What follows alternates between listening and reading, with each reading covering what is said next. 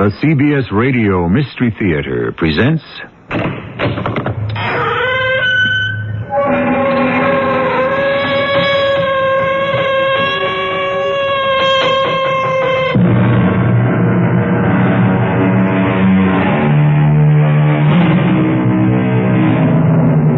Come in. Welcome. I'm E.G. Marshall. There's a famous, if ancient phrase, written by the Latin poet Virgil, Timeo Danaos dona ferentes. Translation, beware the Greeks bearing gifts. This would seem to contradict another, perhaps older saw, never look a gift horse in the mouth.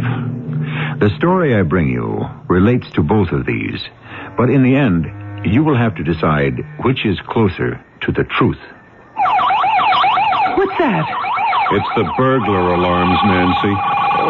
Where are you going? To turn off that racket. Oh, no, you're not. The alarms didn't go off by themselves, Ted. What have you got to protect yourself with if there's actually someone else in the house?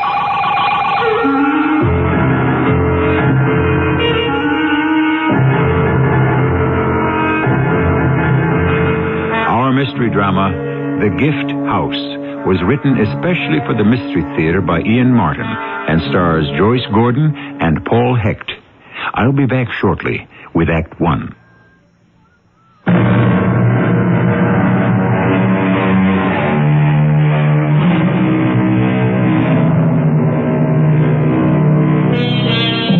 Until 6 months ago, she was one of the lucky ones. Her name was Nancy Ryan. She had come from the Midwest to conquer the theater and miraculously landed in the chorus of a top hit as a dancer. She thought then she was pretty lucky. Then she met Ted Pryor, a reporter for the New York World Sun, and having married him, knew she was the luckiest girl in the world. 3 months after they were married and her pregnancy was confirmed, she had no doubt that the whole world was her oyster. Then life decided to redress the balance. Oh, what? Oh, where are we? Oh, turn it off, Ted. What? The alarm, honey. Oh, yeah, sure. Oh, I'm sorry about that. I love you. Good morning. I love you, too, but... Oh, dear. What is it? Oh, same old morning problem. Comes with being pregnant. I'll see you later. Oh, Nancy, what have I done to you? And what are you going to do when you hear the bad news? Feel better, honey? No problems. It's the way girls are built. The baby's great. Well, that's good. Come here. That's nice. Let's snooze a little, huh? Oh, Ted, we can't. You'll be late at the paper. Oh, that's all right. They're not expecting me this morning.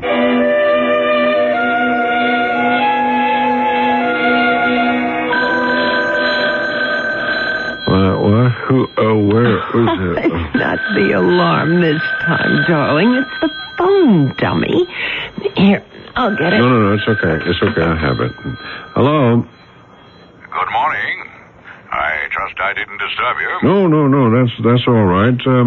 Who is this? My name is G. Wellington Montgomery. I am a solicitor. Would I be talking to Mr. Edward Pryor? Yeah, this is Ted Pryor. Well, happy to make your acquaintance. But actually, I think it's your wife I wish to speak with. Was she the former Nancy Ryan? Yeah, I guess so. From Ponca City, Oklahoma? That's right, yeah. Nancy Evans Ryan? No, wait a minute. Mr. Montgomery, what is all this about? Well, I think perhaps it would be better if I talked to your wife directly. I may have some information for her that would be greatly to her benefit. Yes, Mr. Montgomery, I understand. Oh, I certainly will. Just let me talk it over with my husband. Oh, of course. I'll get back to you as soon as I can and let you know our plans. Thank you. Well, can I know just what this is all about? Oh, but didn't you hear? Well, yes, some uncle of yours or relative or whatever he was died and left you something? That's right. Oh, I forgot he was even around. He was a cousin or something of my mother's. I never even met him. But, honey, he's left me everything as his sole heir. What's everything? Well, just an old house, I guess. Mr. Montgomery said there was only a couple of $100 in cash. Where is the house? Quaguntuck. How's that again? Quaguntuck. It's an Indian name. Oh. It's not that far away. It's right out on Long Island near Montauk. Is that where this Montgomery lawyer is at? Yes. I mean, he lives in Montauk. Oh. So, what happens now? Well, there are papers to sign giving us title to the house and all that. And once that's all cleared away, it's ours to do whatever we want with. Yours. Well, what do you mean mine? Everything we have, we share. Yeah. Well, that's the trouble. What do you mean, Ted? I haven't anything to share as of now. Honey, I still don't understand. No, of course you don't. You see, darling, I don't have a job. I mean, I haven't had one for almost 2 weeks. The paper fired you? Well, it's just that circulation's fallen off. Last in, first out. That was me. I mean, how do we swing this apartment with no one working, afford a baby, and come up roses? I think we better do what the lawyer suggested. Like what? Like, rather than try to do all this by mail, we drive out to Quaguntuck and take a look at the house I inherited. Sure. Great. What are we driving? Well, a rental car. Okay, honey. Pack your fancy duds. We're on our way. Hey, this is the life, eh? Oh, Ted, it's beautiful. Too bad it isn't real summer. Well, it's Indian summer. That's even better. Just look at all the trees. They're a riot of color. Uh-oh. What is it? Looks like your color is going to be blotted out. Patches of fog ahead. Oh, dear. I hope it doesn't get any thicker. Where are we now? Well, we just went through Amagansett. We should be there in half an hour. Oh. What's wrong, honey? Oh, I don't know. You cold? You want me to roll up the window? No. No, I'm not cold. It's just... Just what? Oh. My mother used to call it a ghost walking over your grave. Oh, Ted, I just had this nutty premonition we shouldn't go any further. We should turn back and run. Without even seeing the house? Well, I told you it was nutty. Guess you'll just have to excuse a pregnant old lady.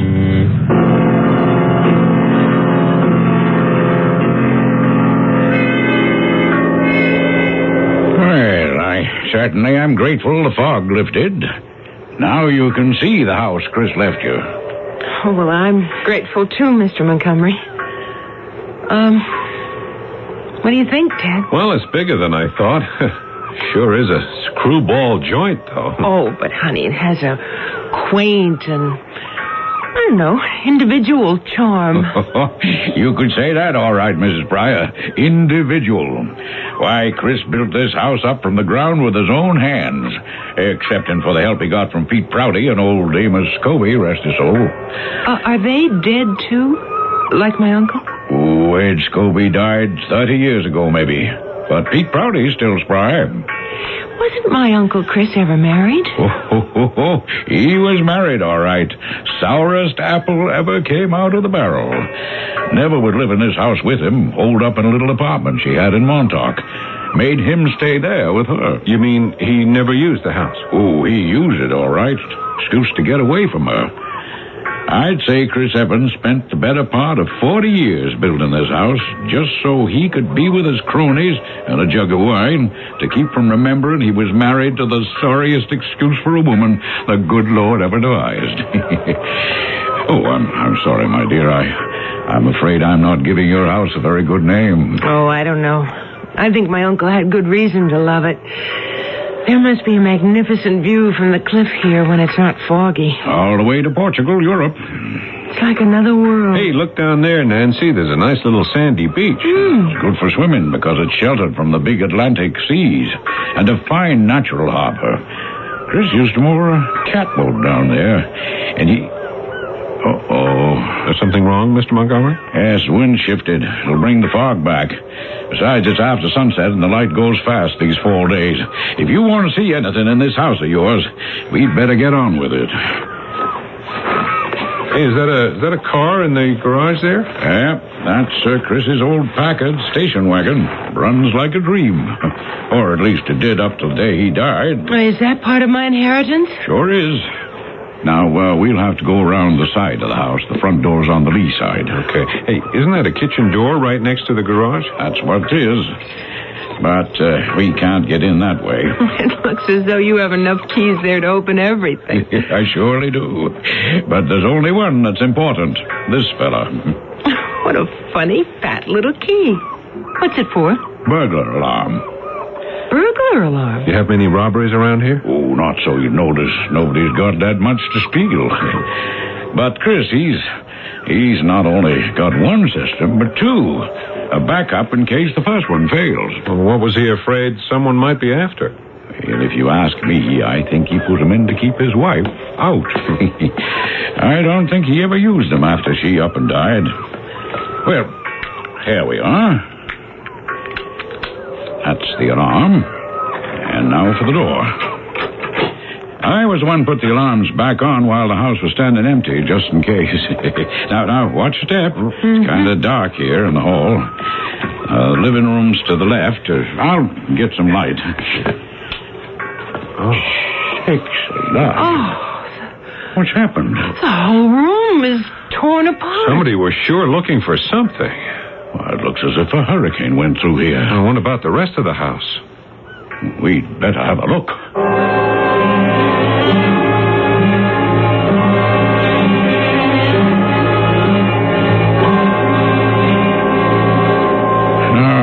I am mortified at all the damage. Fortunately, there is some insurance. I'll get busy on that first thing in the morning. You know, what I'd like to know is that what whoever it was looking for must have been something pretty valuable. Oh, couldn't have been anything like that. I've handled Chris Evans' affairs all my life. And I tell you, he was a man who lived up to every penny he made. And at that, he never made much more than pennies. Well, then why would anyone have done all this damage? Well, that's what I said from the first. I don't know what young people are coming to these days. Vandalism. Sheer vandalism. But that's beside the point for the moment. First things first. Now, obviously, you can't stay here tonight as you planned. Of course we can stay here. The place is a shambles, Nan. Well, darling, the big bedroom with the foam mattress, that's not damaged too badly. And there are plenty of sheets, I saw. We have all the food we brought along in the cooler, and there's even some instant coffee in the kitchen. We'll make out. Well, now, if you're sure... Oh, of course I am. Mr. Pryor? Whatever Nancy wants, Nancy gets. Well, then, that fog's getting pretty thick. Might be a good idea for you to stay put. Well, I'll be in my office all tomorrow morning. I'll wait for you to get in touch with me. Goodbye now.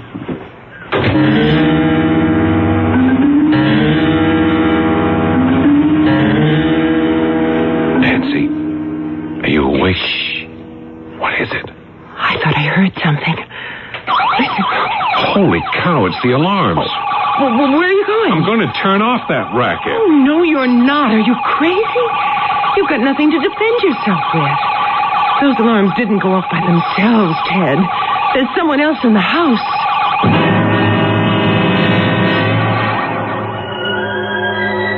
Which one of us has not wakened at some time in the middle of the night to that gagging feeling of the heart in the throat and the spine-chilling belief that an intruder was violating the privacy of our home? It never turns out to be true, of course, or seldom, but just suppose one time it did. I shall return shortly with Act 2.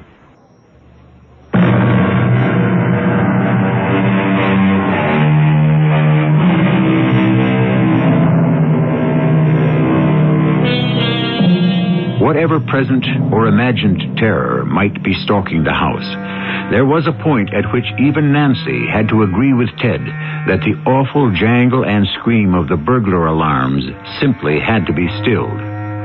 Once Ted armed himself with a heavy wrought iron doorstop, Nancy was persuaded to allow him to go downstairs and turn them off. It just doesn't figure, Nancy. What, Ted? The two of us have checked every window, every door, every contact in the house, and everything is sewed up tight. What could have set off the alarm? Well, couldn't it have, short-circuited? Well, possibly. Except after I turned it off, I flicked it back on, and it was operating fine. Well, what does that mean? I don't know, maybe a speck of dust, a leak, a bird flew against a window too hard. I don't know.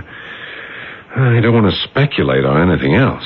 Oh, Ted, you mean like someone really tried to break in? Well, if he did, he didn't make it. We've searched this house from top to bottom. We know there's only the two of us. Well, now what do we do? Well, we have no phone to call for help, but we do have a nice stout bolt on the inside of our bedroom door.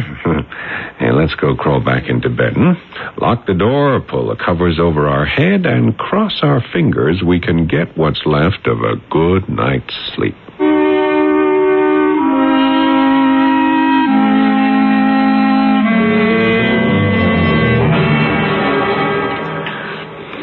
How's the coffee, Ted? The coffee will do. How about us? Well, I'm still trying to think it through. What's wrong with this house? You got me. But something's off the beam. I think we should bail out, get back to New York, put it up for sale. Oh, in this condition, who would buy it? But it isn't only that. Just think what we could make of this place, honey, given a little time. You'd want to live here? Well, just till the baby comes and I can get back to work. It would solve our financial bind. What's that? Relax, honey. This time it's someone who's asking to come in. It's the front doorbell. Oh. No, stay where you are. I'll get it. Morning. Name's Prouty. Peter Prouty. I'm the nearest neighbor right down the hill. Oh, good morning, Mr. Prouty. I'm Ted Pryor. I saw you drive up last evening with that lawyer fella from Montauk. Montgomery? You fixing to buy this place? Well, no, not exactly. My wife inherited it. From Chris Evans? I didn't know he had any relatives. You knew Mr. Evans? All my life. Me and him is just like that. So, no wonder the place was not for sale. You thinking of selling? Well, I don't know. We just got here. I got some worried last night when I heard the alarms go off. I got my shotgun, came up the hill, but then the noise stopped. I thought I'd just check you out this morning. All right? Oh, sure. I don't know what happened to the alarm system. Maybe some animal set it off. It was kind of weird. A lot of weird things been happening up here since Chris passed on. I don't understand. Well, anyway, would you care to come in and meet my wife? Perhaps join us in a cup of coffee? There are some questions you might be able to answer for us.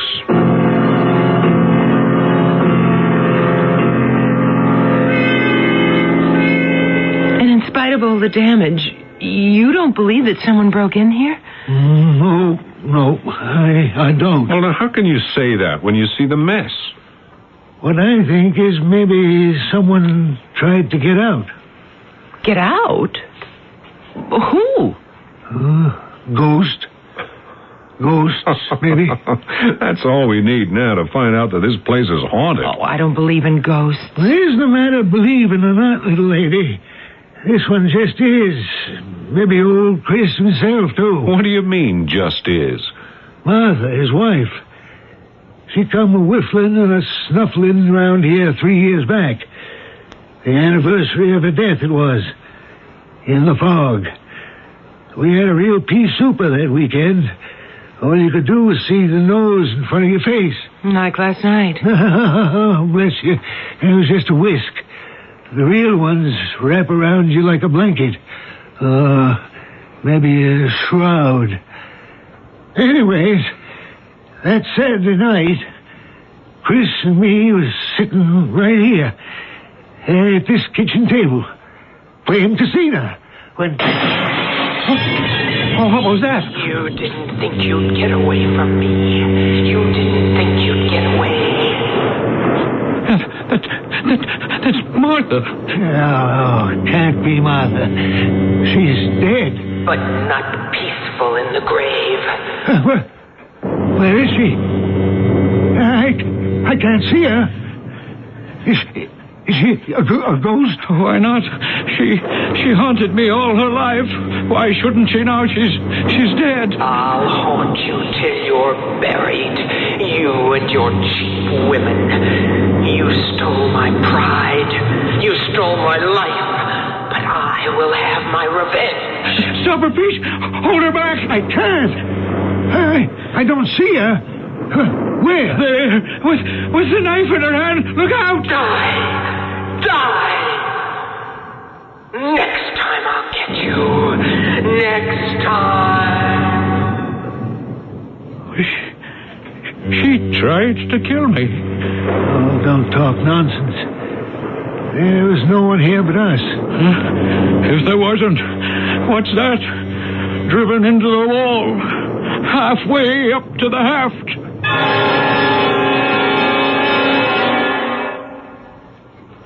It was the big kitchen knife from Martha's old apartment in Montauk, still vibrating from the force that drove it deep into the paneling.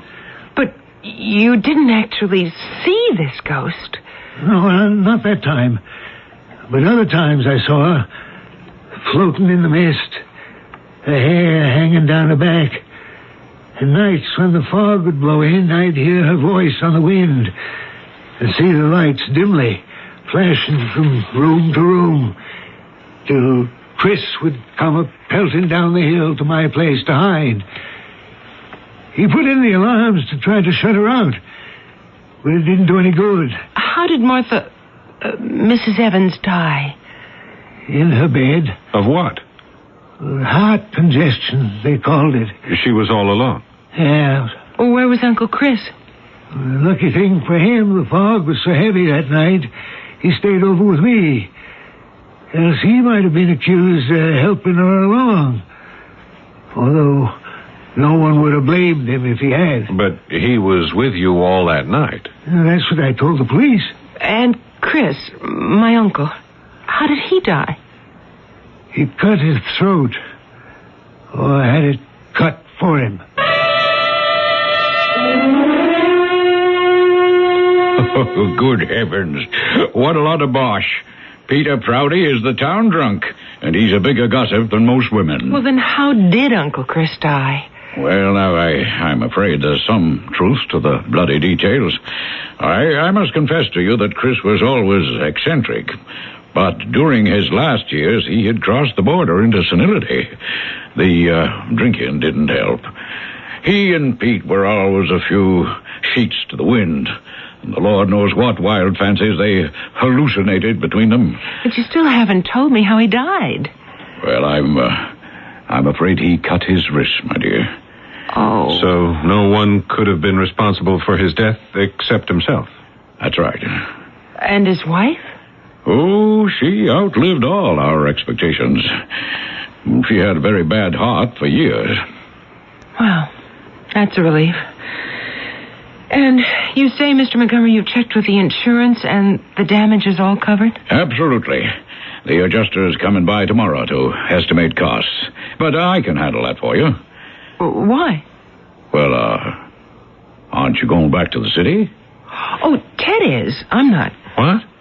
Well, you know we have to get the rental car back. No, why don't you come back with me, darling? Because I'm going to be a very busy girl.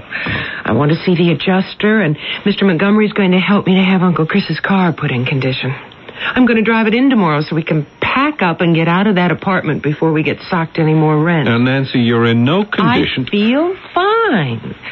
And the sooner I get settled in my own house, I can really enjoy having this baby. Darling, now's the time. We need a roof over our heads. Yeah, besides, if there is anyone around here looking for something spelled M-O-N-E-Y, maybe we ought to be finders keepers. Oh, if there was, it would be peanuts. Oh, Chris used to make some $2 bets on the horses, and if he won, he had the habit of folding a 10 or a 5 into old newspapers in the cellars and forgetting all about it.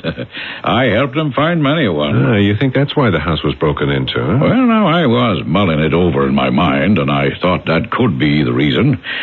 You know how stories grow, particularly with a solitary person like Chris. But if money is the motive, which is tying you to the house, I beg you to forget it. You'd only be disappointed.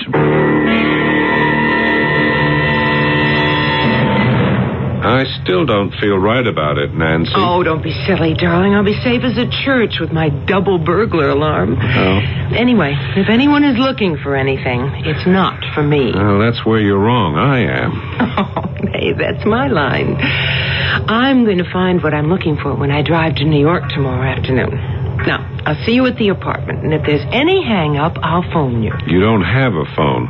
Well, not tonight, but Mr. Montgomery's arranged for them to connect it in the morning. Now, come on. It's beginning to get dark. Goodbye, darling. Goodbye. Go to bed. Get a good rest. I'll do that, little thing. Drive carefully. Well, not to worry.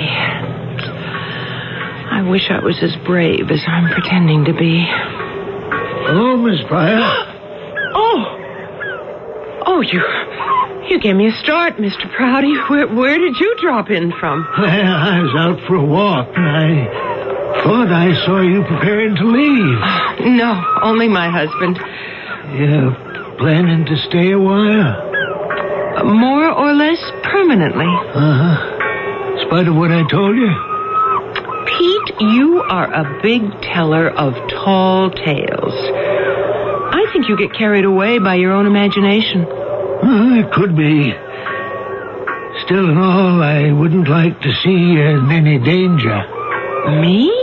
Oh, what danger could I be in? Are you trying to chase me away from here? Oh, perish the thought. I was just concerned about you. A little woman all alone with no one to protect her. I can manage by myself, thank you. Of course you can. But you batten down all the hatches and hold snug. Looks like we're in for a real northeaster.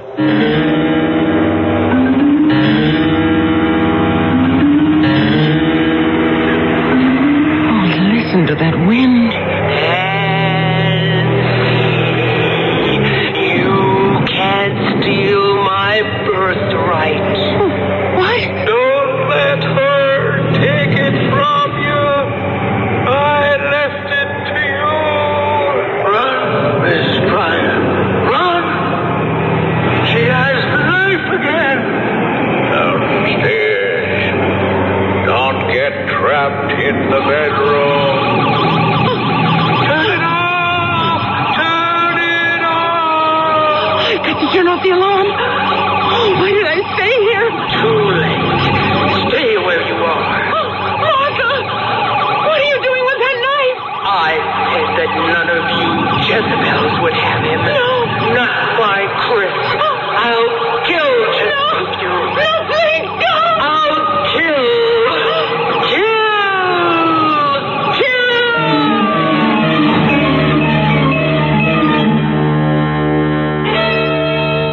Well, now, everything seems to have come to a climax. If we had not allowed ourselves to become involved, we might pretend to be totally disengaged and say, how does the heroine of such tales allow herself to become so involved? But since we have followed her this far and permitted her to be involved, the question is, how does she escape? We won't know that, of course, until I return with the conclusion in Act 3.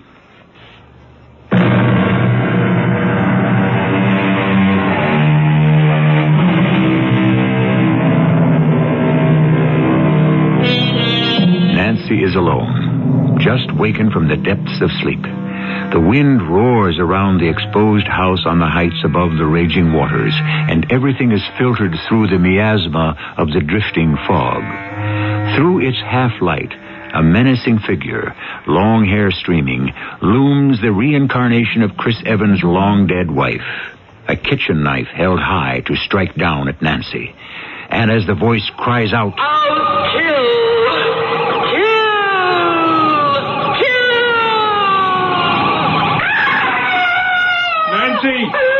Nancy, where are you? Here by the kitchen. Oh, Ted. Well, I was just coming in, and I heard you. What happened? I don't know. I don't know. Martha, all those people. Darling, it's all right. It's all right. There's nobody here but us. It must have been a nightmare. Are you okay for a minute? Where are you going? I'm just going to turn off the alarms. It's all right. I'm right here. Okay. All right, here we are now. Let's go into the kitchen and sit down a minute, all right? Oh, Ted. What are you doing back here? Well, I drove as far as I could, Nan, but the fog was impossible. I decided I'd better feel my way back here, but what's been happening? Oh, everything was all right when I went to bed. But that little screwball Pete Prouty came by just after you left, and he went on and on about ghosts and blood, and I didn't pay any attention at the time, but I suppose he fixed all that nonsense in my mind. I'll wring his neck when I see him again. Well, maybe you ought to wring mine for being a prize goose. I went to sleep, but then I woke up and I heard all these voices, and I was sure someone was in the house. Well, there couldn't have been. I set off the alarm when I came in. I know, but I can't tell you how real it was. Ted, I saw. Saw what? There was a figure. A woman with long hair and a knife in her hand. And she said she was going to kill me. Okay. Look, take it easy, will you? Oh, I feel like such a fool. It's not like me to imagine things. Now, look, it's this house and your condition. Look, we've got to get out of here, Nancy. No. I didn't imagine it, Ted. I'm not that much of a ninny. Something funny is going on here. But it's not supernatural.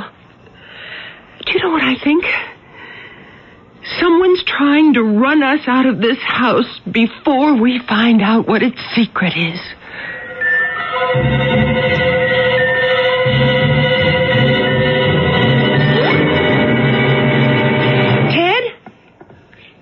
Ted? I'm downstairs, darling. I didn't know you were up. Oh, what are you doing? Well, I woke up this morning. I couldn't get back to sleep. I didn't want to wake you, so I thought I'd sort of scout around. Well, scout around for what? What I finally found. What? Come on, let me show you a couple of things. All right.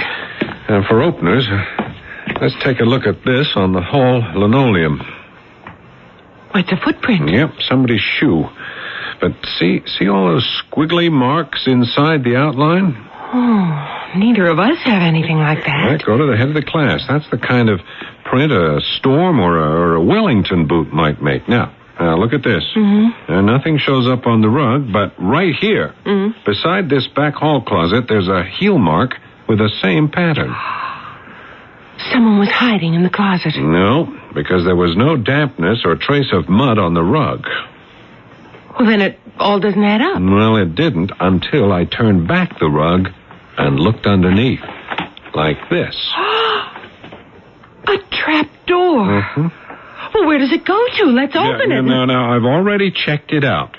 It leads to a short staircase down to a long, twisting tunnel that descends into a cave that lets out onto the beach. So that's how they were able to get into the house without tripping the burglar alarm. They or he? You mean Pete Prouty? Or Mr. Montgomery or persons unknown. Anyone who didn't want us to settle in this house. Why? Because of whatever they were looking for. But what? Oh, now who is it? Oh, I think that's Mr. Montgomery with the insurance man.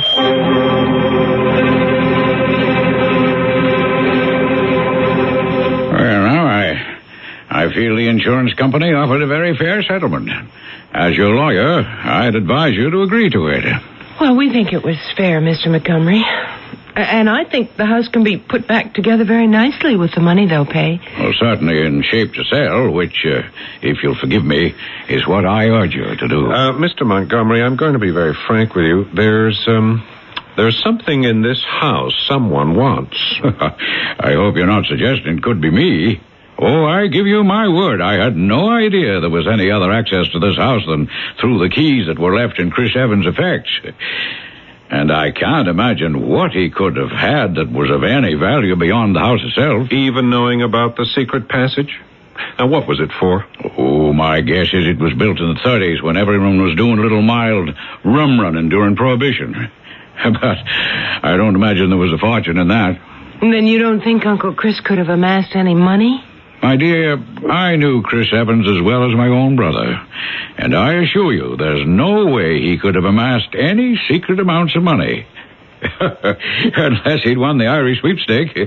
And you can't exactly keep that a secret.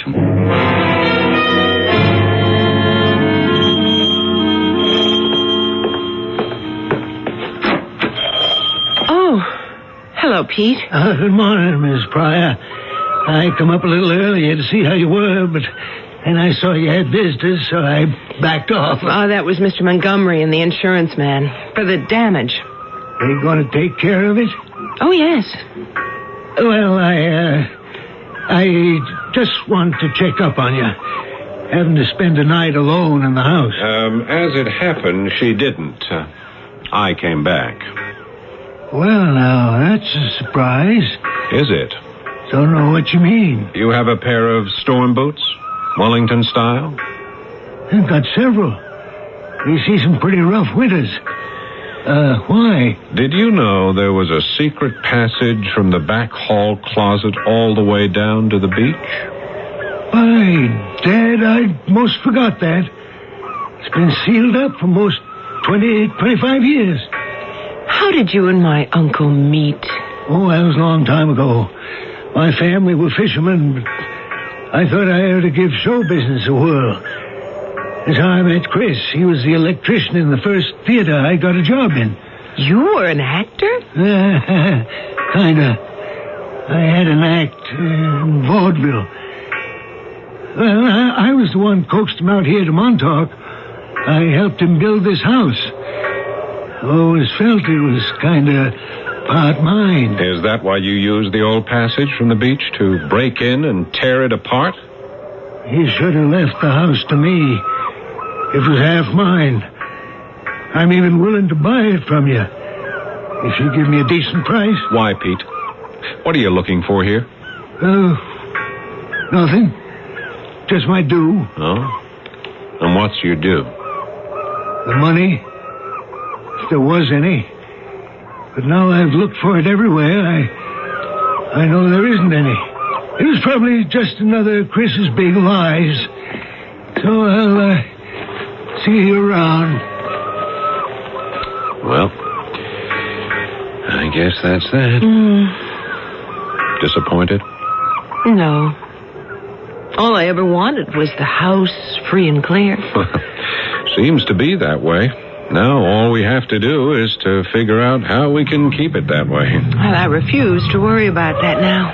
Oh, it's such a lovely day. Oh, who's this? Oh, it can't be the contractor this fast. Mrs. Nancy Evans Pryor? Yes? A.Q. Sprit.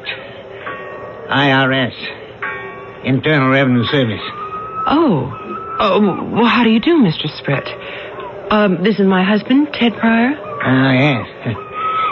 Taking a little time to catch up with you, Mrs. Pryor. Are you the sole heir of Christopher Xavier Evans? I never knew Uncle Chris's middle name. Well, now you do.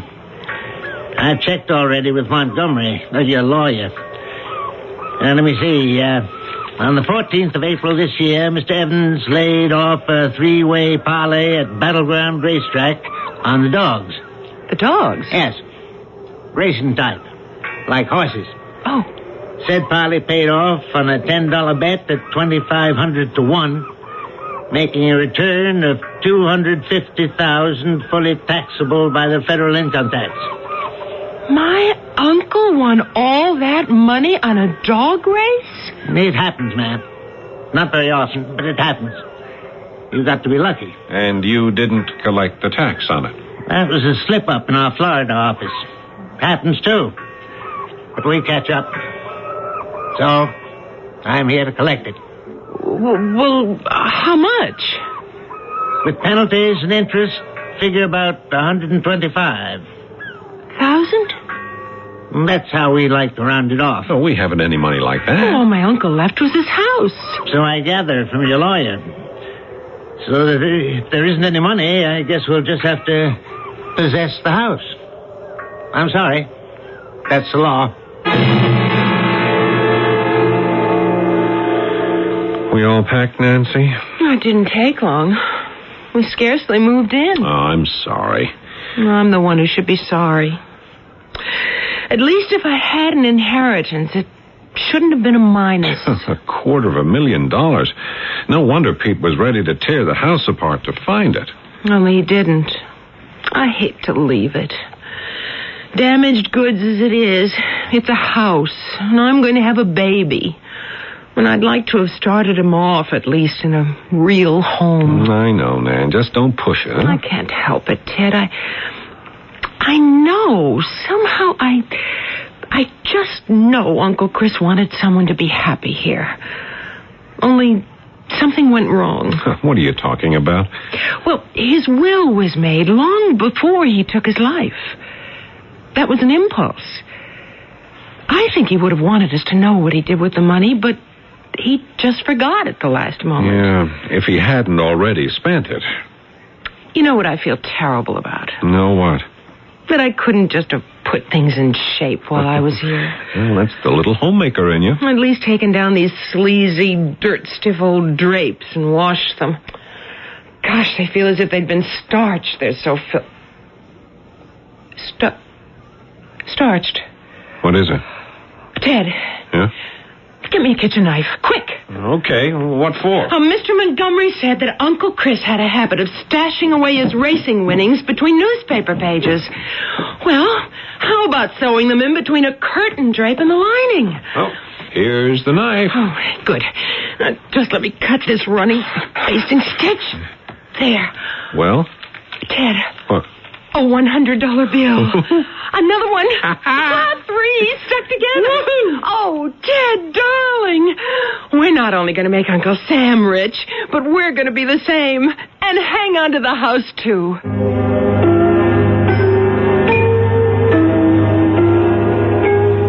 So, at the end of this tale, we can return happily to the positive proverb, never look a gift horse in the mouth. For a while, it seemed as if Nancy Pryor had stumbled into misfortune, but instead, she came out with the luck of the Irish. I'll return shortly.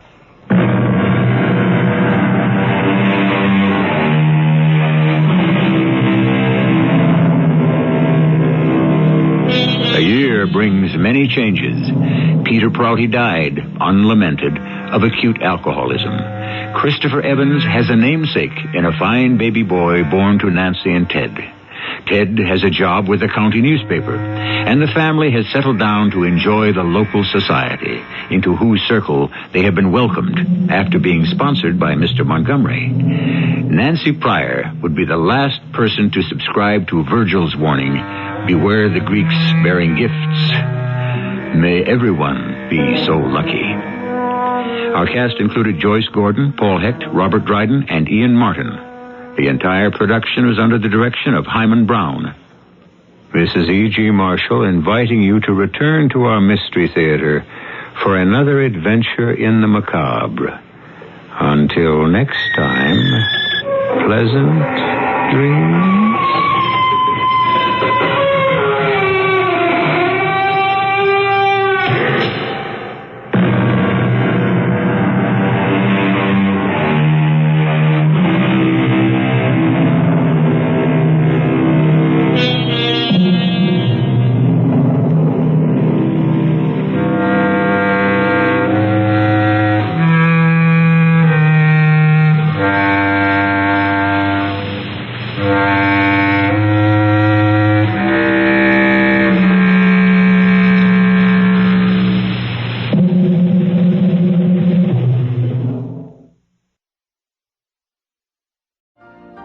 You've been listening to the OTR Gold Network. Find more classic radio at otrgold.com.